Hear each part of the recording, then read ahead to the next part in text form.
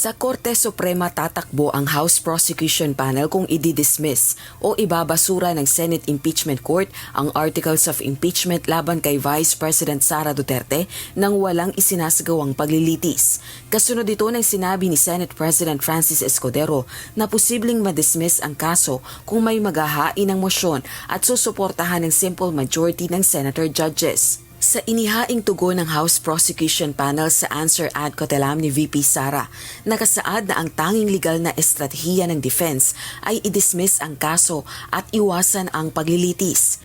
Ang recourse namin, later on, pag nangyari yan, maaaring umakyat kami sa Supreme Court.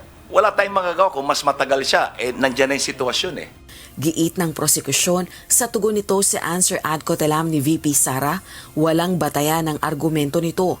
May pagtanggi sa aligasyon pero walang paliwanag. Gaya ng unang article of impeachment na pagsira sa tiwala ng publiko, matinding paglabag sa konstitusyon at high crimes dahil sa kontrata umano para ipapatay ang Pangulo, First Lady at House Speaker. Ayon sa kampo ni VP Sara, conclusion lang ito ng Kamara mula sa isang online broadcast. Yung pagkontrata ng mamamatay tao, hindi ho naman sinusulat yan Hindi ho ba?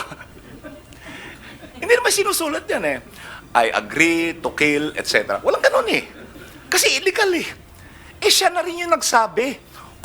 Kumontrata ako ng asasino, ng mamamatay tao. Hindi naman sa amin ang galing yan, sa kanya. At inulit pa niya. Hindi ba? Another interview, inulit niya.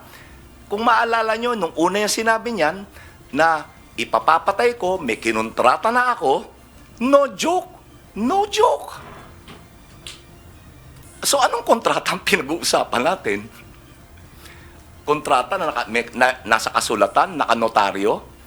Come on. Ayon sa prosecutors, nakabatay sa misleading claims o mga maling pahayag at walang batayang procedural objections o pagtutol umano sa proseso ang mosyon ni VP Sara.